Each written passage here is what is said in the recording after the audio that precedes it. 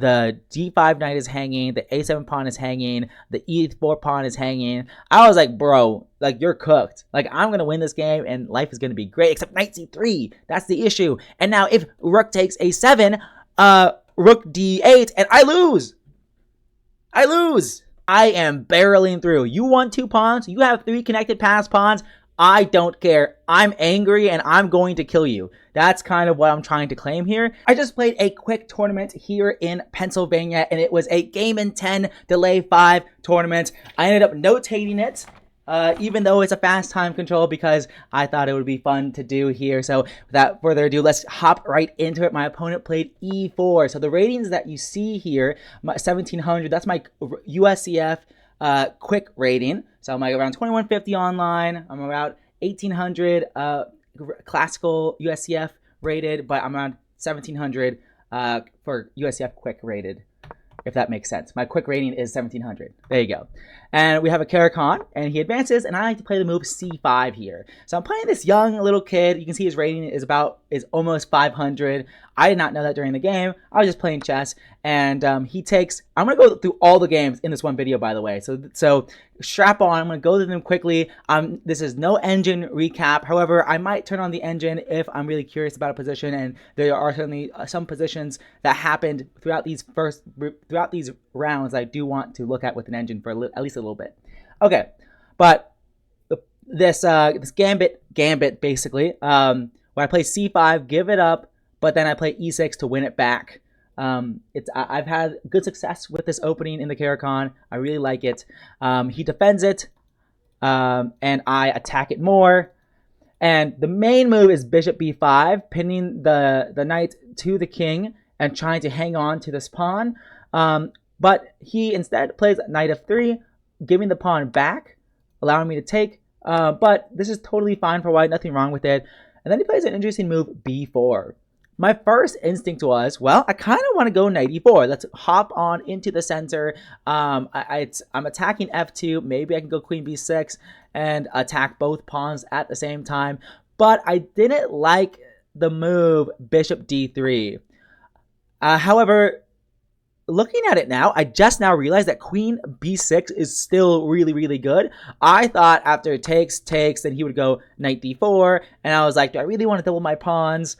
But I realized that this b4 pawn is still hanging, and that's very, very good. So I actually think I should have played knight e4. I actually dismissed it because of bishop d3. But since both pawns are hanging, if he takes, I can actually do the move check. And then if he blocks with the knight or the queen, then I go check again. And I'm just up a pawn.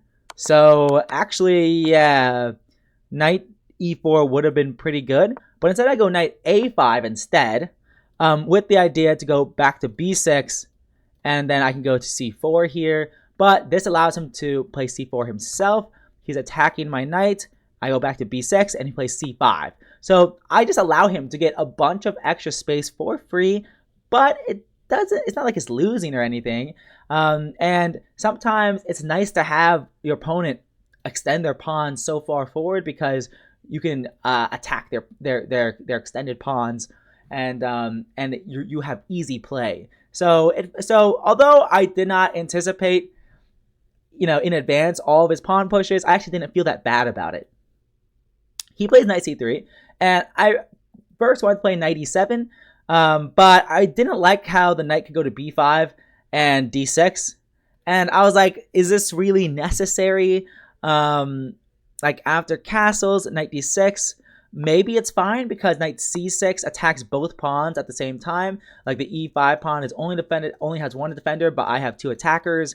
Also attacking b4. But letting a knight sit here just feels not necessary. So I just play a6. And he plays bishop d3. And now I play knight e7. And once again, this knight's going to come to c6, attack everything here, and life is pretty good. I wonder if there's any alternatives for him. Like maybe he can play the move b5 to prevent knight c6 here. Oh, but then the c5 pawn drops. So I don't think there's any way to hang on to all of your pawns here. Maybe a move like a3. So after knight c6, you can go queen e2. Maybe this is the way you can hold on to everything. But even then, I have queen e5, and it's really, really difficult to hang on to everything here. Really, really difficult for sure. So he doesn't even try to defend everything. He allows me to play knight c6, attacking both of these pawns here, and he plays b5, and I just take the center pawn here. I don't do anything fancy, and we trade, and he plays c6. I honestly cannot tell you for the life of me why I didn't just take here, and if takes, I could take, and skewer. Wow, that's horrible arrows. There you go. Or if takes, and then knight can take on c6. I'm just up 2 pawns like this. I cannot tell you why I didn't do that. Like, I genuinely can't. Like, because I just thought, oh, it'd be like takes here, and then I can just actually, yeah. If I was like, oh, I really wanted to trade off the light squared bishop because I felt like I was going to win this game, and I wanted to trade off as many pieces as possible, which makes sense. Like you know, trading when you're up a pawn is good, but like it was probably unnecessary. I probably should just take it on c6. Taking on b5 might also be fine. Maybe, but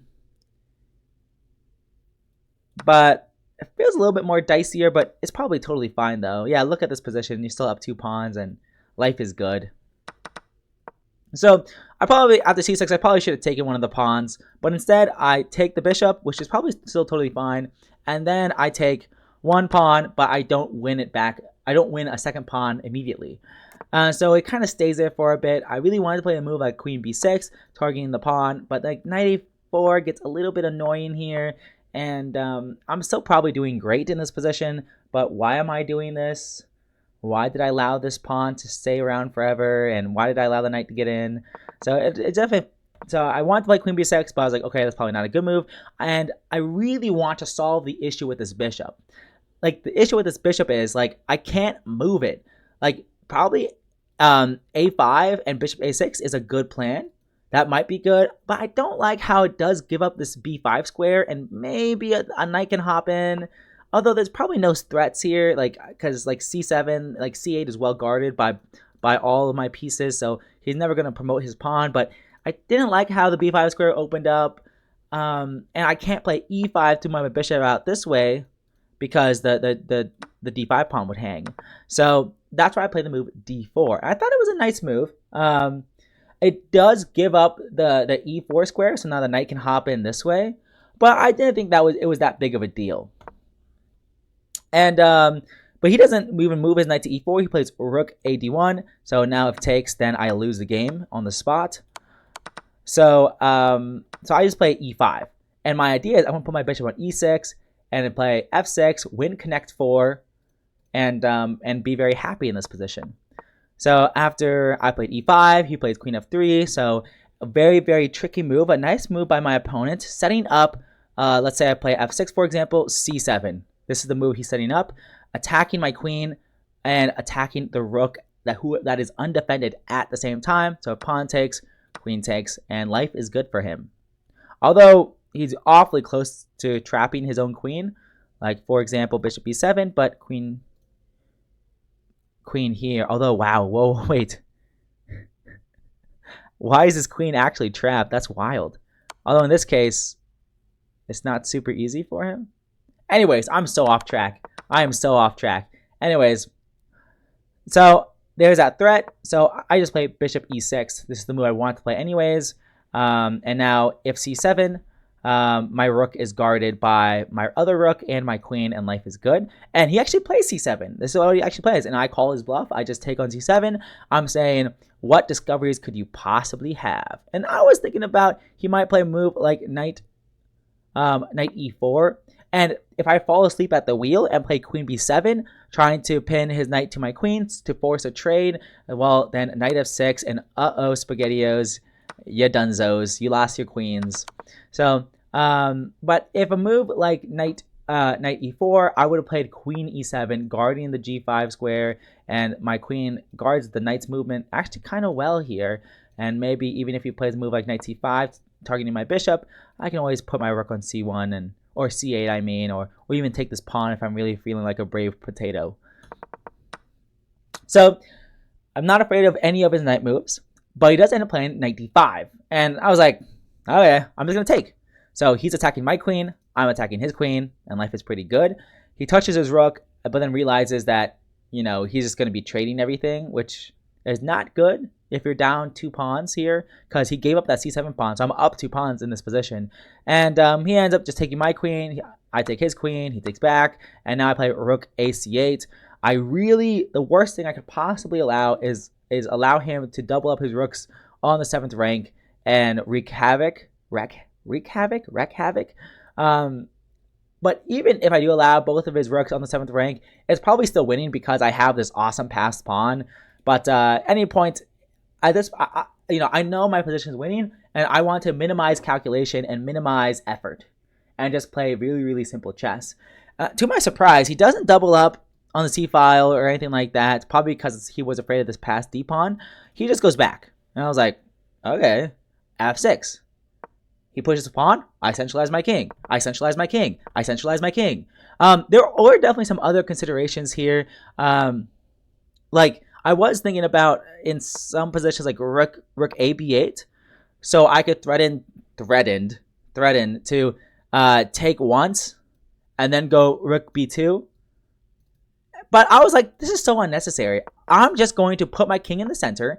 And if he never takes me, what I'm going to do, like let's say he plays h5, for example, I'm going to wait till my king's on d5 and then take and then start pushing. And if he tries to wrap around me with the idea of d2, then rook d7, taking the pawn, well, I'm just going to play rook d8. And if rook takes d2, and you cannot stop my pawn from promoting. So that was my idea. I'm going to move my king out of danger first and then take the rook. And there's absolutely nothing he can do here. He also probably should have brought his king, not this way, but probably to blockade the pawn. He needs to blockade the pawn at all costs. But instead, he kind of like let his king off on the king side. And his king isn't actively participating in the defense over here. So I think that was one of his major mistakes. But I mean, this position is losing, so it's hard. You can't really criticize anyone that much. But instead of actually moving his pawn or king, he actually just gives me the open c file and plays king h3. And I put my rook on the 2nd rank. Might as well do my best Pac-Man impression. Waka waka waka. And he goes rook g1, attacking my pawn. And I could definitely push my pawn, but why do that when I can just go g6? Like, no need to do that when I can just go g6. He goes h5, I go d3, he takes, I take, he takes, I go d2, and he doesn't have... Actually, he could take this pawn. Now that I think about it, he could take this pawn. Oh, wait, no, he can't. He cannot. I was thinking that he had a back rank skewer. Not a back rank skewer, but like a skewer skewering my king and my queen. But if I promote, he cannot because he just takes.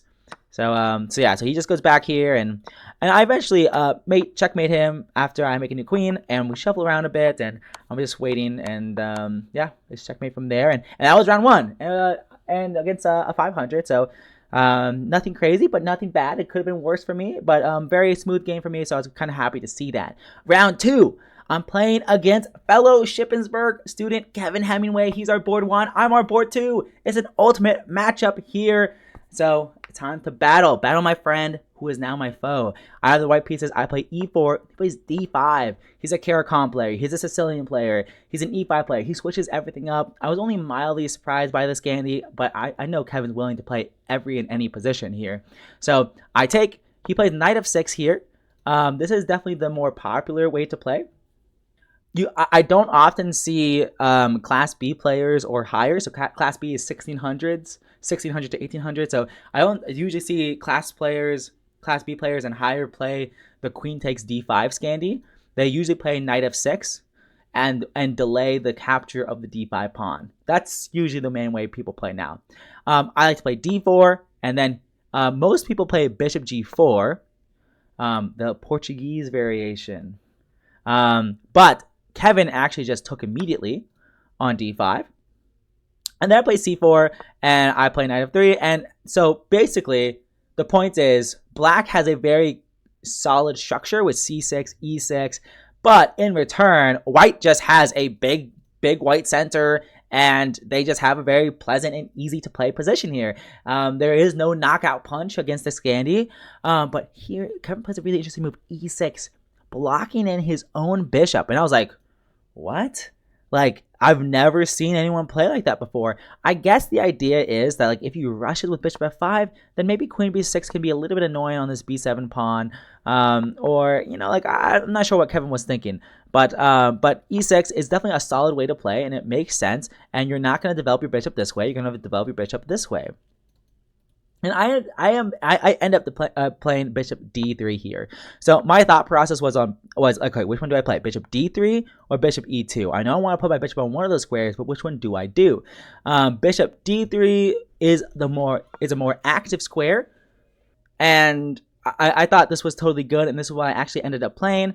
But bishop e2 keeps the queen's vision on the d4 pawn and defends the knight, and this actually becomes relevant. I actually think bishop e2 was better than bishop d3, as we'll see later in the game. So bishop d3 and then bishop b4 check. An interesting move, and I actually wasn't sure how I wanted to approach it. I think a move like knight c3, allowing him to double my c pawns, is totally okay.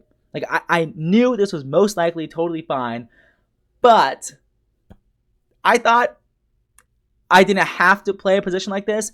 Like, not to say that it isn't a good position. Like, I have rook b1, maybe bishop a3, maybe the bishop goes out this way. And like I said, I have the open b file to play with, and everything's fine. But I was like, maybe I don't like the inflexibility this pawn gives me. Like, maybe Kevin's gonna go b6, bishop a6, and c5 after knight d7 and try to target the c4 pawn like a Nimzo. But I just wasn't sure if I wanted to play that. But I thought it was totally fine. I thought it was probably just a stylistic choice. Like, do I go knight c3? Or I did not want to go knight d2. Knight d2 is just gross because the knight doesn't belong on d2. And most likely, he's going to play a move like a5 and after a3, go, like, not even take on d2 and just claim, hey, this knight doesn't belong here. And yeah, it doesn't. This knight belongs on c3, not on d2. So I know I wasn't going to do knight d2, but I also wasn't sure should I go knight c3 or, knight c3 or bishop d2 here. I ended up going bishop d2 because I thought after the trade, my queen is not badly placed on d2, and after I castle, the rooks will already be connected, and my knight can still go to c3. So I thought it made a lot of sense. But after b6, I actually was thinking for a while here. The downside of queen d2 is that since it's not on d1, it cannot apply pressure on this diagonal because it's not on a light square that can access it. So if my queen was on d1 still, so imagine this position, my queen's on d1, I could play knight e5, and if he plays bishop b7, I have this annoying move queen a4 check. So if he blocks with the knight, then knight c6 would attack the queen, and it's very uncomfortable, so maybe he might want to give up the bishop pair, or not the bishop pair, the light squared bishop here, and if he can't play knight c6, because then I just take twice. Although maybe that's still okay for him. Actually, now that I'm looking at it. But anyways, I actually thought, like, man, my queen might not belong here. I also thought about the move queen g5. I thought this was kind of interesting.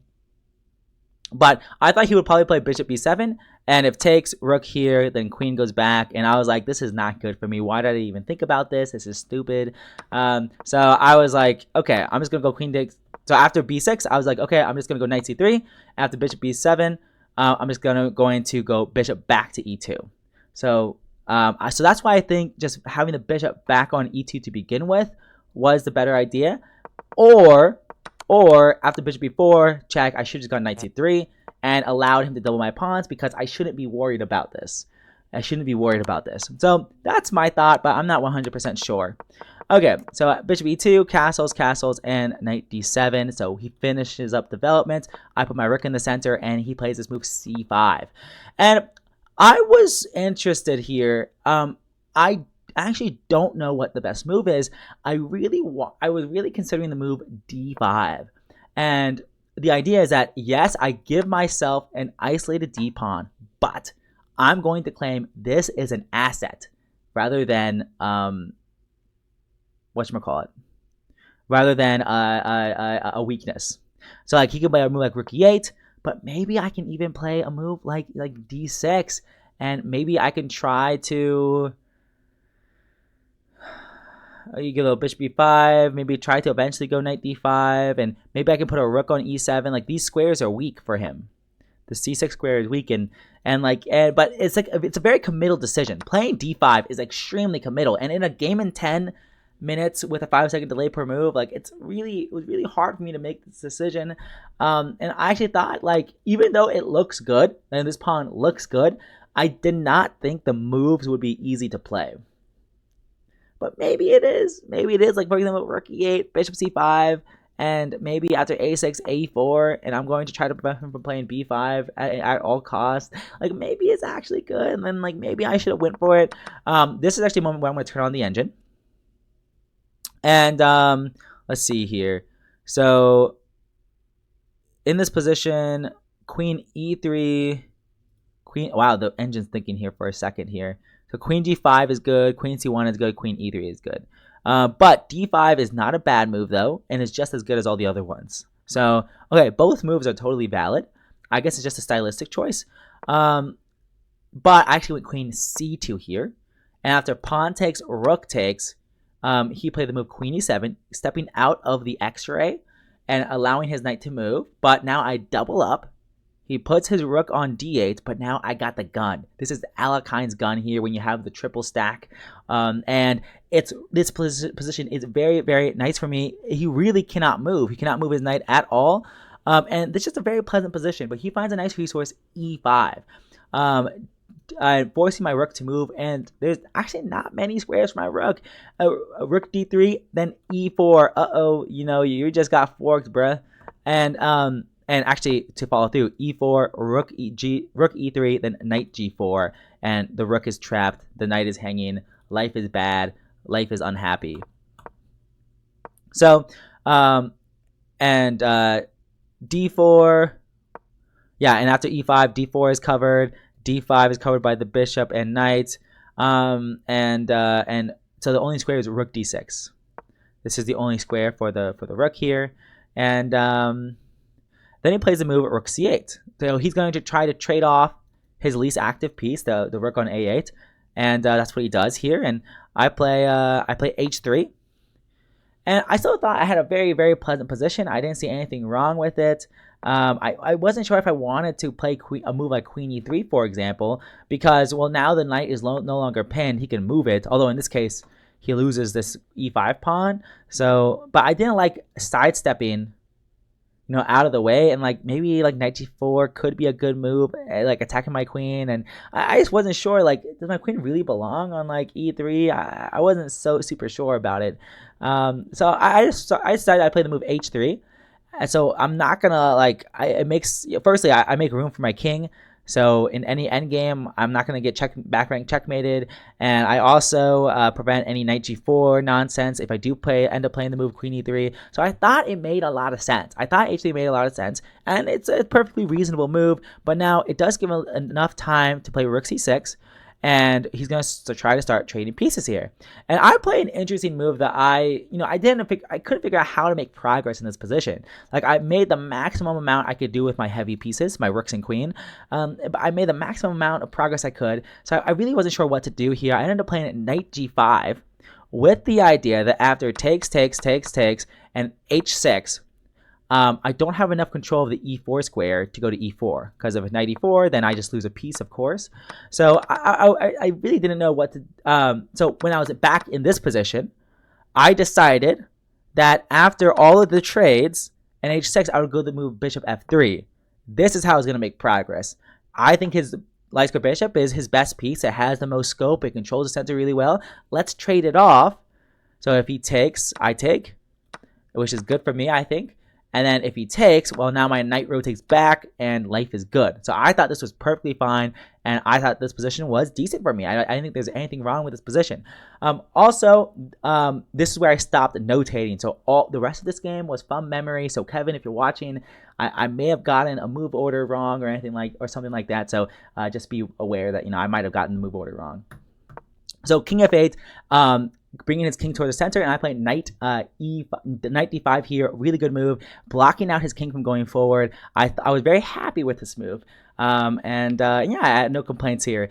He played rook c8, getting, and what's also nice about this position is that his knight is pinned. So if he moves his knight, then his rook is hanging. So his knight is pinned to the rook, and it's really hard for him to make progress here. So I felt really, really great about this position.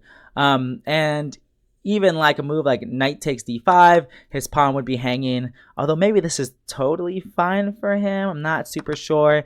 Maybe that's fine. Maybe he should have done that. But instead he goes rook c8, getting out of the pan. I play b3, defending everything. And now he plays e4. And I play knight d2. And now he plays knight takes. And I thought, like, oh man, this cannot be good. Because now after rook takes knight, the d5 knight is hanging, the a7 pawn is hanging, the e4 pawn is hanging. I was like, bro, like, you're cooked. Like, I'm going to win this game and life is going to be great, except knight c3. That's the issue. And now if rook takes a7, rook d8, and I lose. And I was like, what? How is this even possible? Because my king's too far away to defend my knight. My rook is off in La La Land doing nothing, and my knight has nowhere to go. It has absolutely nowhere to go here. The only move is knight f1, but then rook d1, and if I play f3, and the threat is knight e2. So for example, rook rook b7, then knight e2 check, and the king is forced to step away, and you lose the knight, and you lose the game. And so if I play f3, trying to get my king out to f2, so knight e2, so knight e2 can be met with this move. Well, now there's this beautiful move e3, and I'm cooked. The game life is over. There is nothing to be done. I lose. So in this position, I play knight takes e7 because everything's hanging. The knight, the pawn, this pawn. But then he plays knight c3 and nothing is hanging. And I was like, are you kidding me? I was like, dude, what? I'm so bad at this game. That's what I thought to myself. No, I didn't think that. I said, oh, wow, what a nice resource. I'm just going to play king f1 because I cannot take the pawn. But now he plays a5. And now I play rook b7, just targeting the pawn, and he goes rook d8, a very nice maneuver, attacking the knight, and then playing rook b6 to defend everything. And he's improved his rook, he's improved his knight. Kevin did a beautiful job improving his pieces here. Meanwhile, my pieces have not improved. My knight has not improved. My rook is good, but has not improved. And I play a3 now. So it's like starting getting my pawn side majority rolling, and he plays f5, I play b4, and then he plays this move f4. So getting his pawns rolling. It's interesting to note here that let's say I just blunder my knight here. Let's say this pawn wasn't defended by the knight, but it is. This is just checkmate. So actually, like, this knight on d2 is pinned in a sense because it's defending a checkmating square, and I cannot go like f3 because e3, and life is bad. Life is not good because knight e4. This is still checkmate because of the pawn. So like it's pretty scary. It's pretty scary, you know. Like, it's not a pretty situation. But I think I have enough counterplay. I play c5 here, so we're both mobilizing our pawn chains. But now we trade, and now it's no longer a chain. It's just an island. It's just an isolated guy there. But I do force him to address my pawn, and so now I can move this knight because the rook will not checkmate me. And I play knight b3 here, defending everything. He plays knight f4, attacking my pawn. I defend my pawn, and he brings his king forward. So now my rook has moved up, so it no longer cuts the king off, and he can start marching his king here. I play king d2. He plays king f6, and now I play rook a5 here. And what is this knight doing? It's awfully short of squares. Like, it is really short of squares. Like I started thinking about how little squares this knight had, you know, at this moment. Like, this knight has so little squares in knight on a4. Like, this knight is going to get lost soon. This knight's going down to a dungeon and never getting out.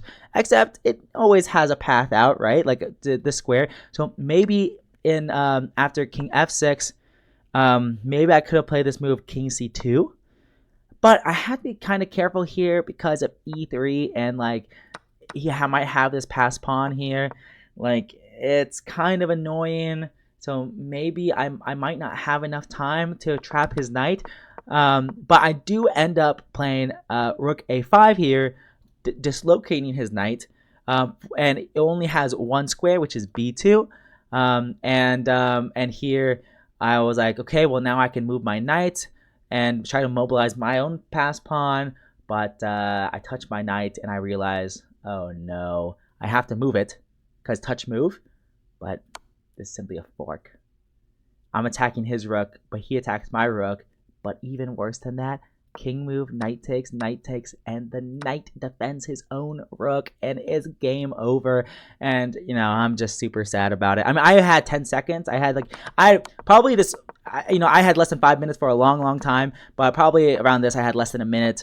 So I ended up blundering this fork, and I resign in this moment because I cannot stop these pawns, and it's game over. Game over. So that was my second round. So entering the third round, I'm 1-1, and I play the other Shippensburg student, Akil. Great guy. And I'm hoping to get a win here because I had this bad result. And we play a Sicilian, and we're both developing pieces pretty naturally here. He castles, I castle, and a3, b6, we're both developing here. And his strategy, what he said later in the game, or after the game, I should say, was he's going to play moves super fast because he knows I'm a slow player. I'm notating my games. So he said, you're going to notate, I'm going to play fast. And so he ends up playing this relatively passive setup, like he hasn't taken space in the center. And he just made a backwards knight move. But the idea is that he wants to play fast here and just put pressure on me on the clock. And he ends up playing the move c3. I think he could have just played the move d4 immediately. I mean, I think so, at least, because if knight takes, and yeah, there's like no bad discovered attacks or anything. So I think he could have just done that. But instead he makes his move c3, and now I make this move c4. Clamping down here. It's kind of beautiful, this Swiss cheese setup here. I control the light squares and prevent the pawns from going forward. He does end up going knight d4 though, and we trade, and I play bishop f6, and I would love to double your pawns, bro. Let me double those pawns. I can do that. That'd be awesome. But he goes back. But now I go queen c7 here. I'm not sure if there's a way to exploit this hole on d3. Maybe I have to rotate my knight back. So now d4 is not possible because en passant, and I just win this pawn, and it's going to be very difficult for him to win it back. But maybe he can. Maybe it's okay. So maybe a move like knight e7 was a better move, and maybe I can go like you know, I don't even know what he does. Like, let's say he just shuffles infinitely, then and it gives me all the time in the world. Then how am I supposed to get a knight here? I don't know. I could get even a knight here if I want to. I get let's say then something like this, and like c5 and knight d3. That would be great, but I need a lot of moves to do that, so I couldn't figure out a way to get my knight to d3 or get any piece to d3. So I didn't even try. I just played queen c7, and I took, and I have a very, very pleasant position. My bishops have scope, my rooks are centered, my knight is centered, and life is pretty good. He ends up playing bishop g5, which I think that was definitely a good move because his bishop was his worst piece, and now he's going to try to trade it off. And I was thinking about playing a move like h6, which is not bad. It's not a bad move, but I was like, he wants to trade anyways. So is this really a good use of my time? And I was like, I can play another move. I decided to play b5 instead. And I'm going to expand on the queen side here. Maybe play b5, maybe not. And he puts his rook here. So, for example, knight d4 was not possible. Oh, I guess it hangs a bishop, but also the knight, this pawn is pinned because the queen is not defended. So, so he plays rook a c1, which just seems pretty reasonable, and I'll play a5. And like I said, b5 could be coming here. I also like the move of rook ac1, rook ac8, because c4 is no longer possible. If I played a move like a5, then c4 kicks my knight out of the center, and I have to make a backwards knight move, which I don't want to do if I don't have to. So I really like the move rook c8 because it adds another defender to the c4 square, and same thing with b5. And I'm really getting my minority attack going. I have 2 pawns on the queen side. He has 3. I'm going to try to use my pawns to create weakness weaknesses that are harder to defend on the queen side here. That's the idea. That's the idea. So he takes, I take. So he blinks first on this bishop trade. So I didn't have to waste a tempo with h6. So I was kind of happy to see that. And he plays this move, rook e d1 here, putting the rook on the open file. Seems pretty reasonable. And I think for a while here, I think for at least a few minutes, which is a lot for a game in 10, for 10 minutes per side. And I really wasn't sure what I wanted to play here. I really wasn't sure. And I think probably just continuing with b4 is good. Maybe he would have taken and played c4 and then b3. Maybe that's what he would have done. I was also considering the move bishop e4, guarded by my knight, attacking the queen after queen e2, then playing a move like, a4 or b5, or maybe I trade rooks first. I was like, what do I want to do? I'm not really sure. I ended up playing a4. And the idea is that if he allows me to, I'm going to go bishop d5, bishop b3, or bishop c4. Bishop b3 would be ideal because then I control the d1 square and I can start infiltrating into his position. That's kind of the idea, but it's a bit too slow here. He plays at knight d4, attacking the pawn, attacking the bishop. I trade bishops and play e5, blundering my b5 pawn, except it's not a blunder because of queen d7 check. So he does not take my b5 pawn, instead he goes back, and I continue pushing with the move e4. So I ended up going e5 and e4 with tempo, and he ends up taking here. And this is one of the most ridiculous things I've ever done in my life.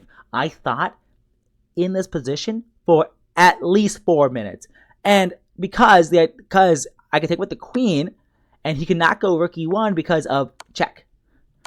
And I was like, wait a second, what if taking with the queen is better? Or what if taking with the rook is better? I don't know. They both seem pretty good. And I was like, why did I spend so much time on this move? And this is the most ridiculous time usage I've ever seen myself do in my life. Like, what a crazy waste of time. Just play rook takes. And I end up playing rook takes after 4, maybe 5 minutes later. And I was like, holy moly, I'm ridiculous. He puts his knight back in the center now, attacking the pawn for real. And I just play queen e5 here. And he plays queen e2. And I had some thoughts about like maybe moving my knight in earlier, or and I was trying to figure out if I could give up this pawn. Like, for example, move like queen g5 here, counterattacking the rook. So if he takes, it's good news bears for me.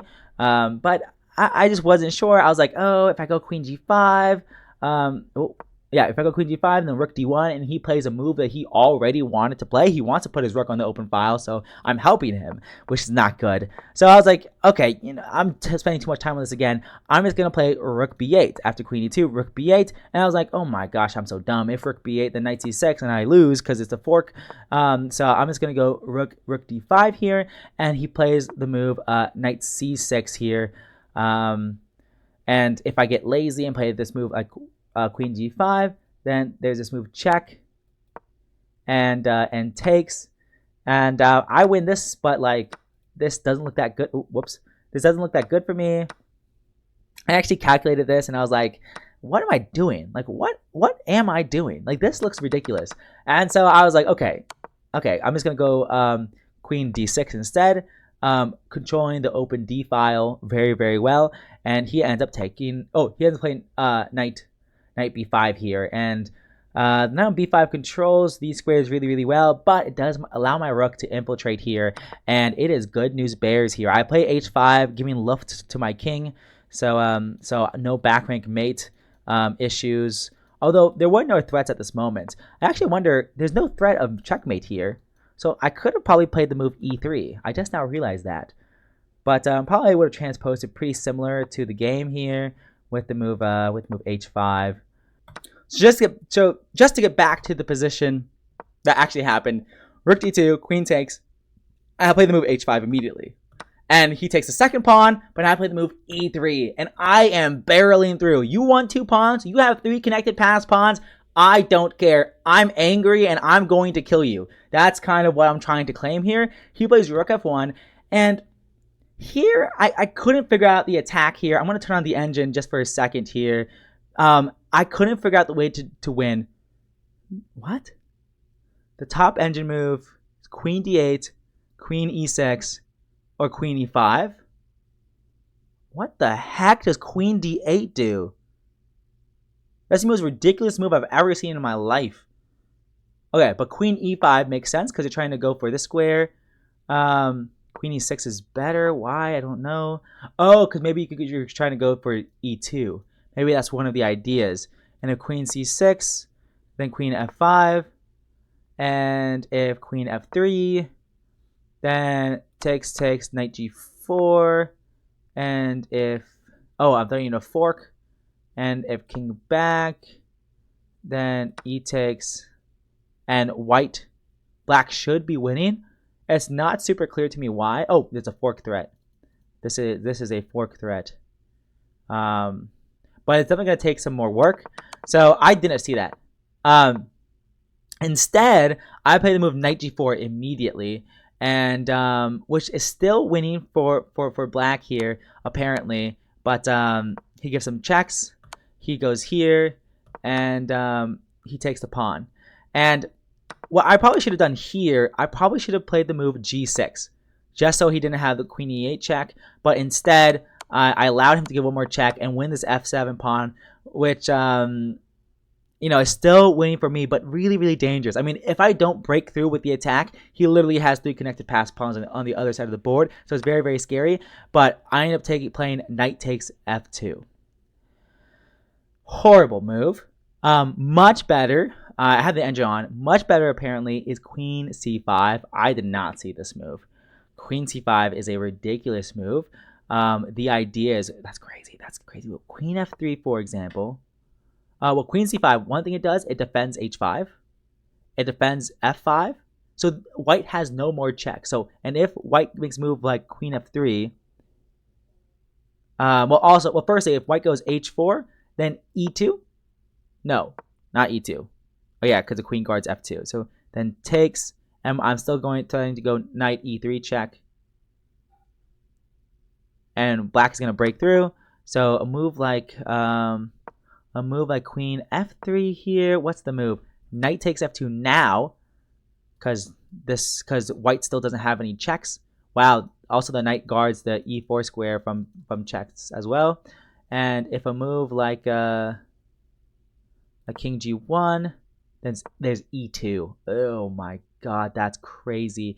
If rook takes, then promotion.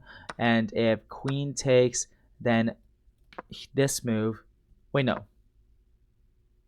Oh, you do that. This move. Wow, very nice.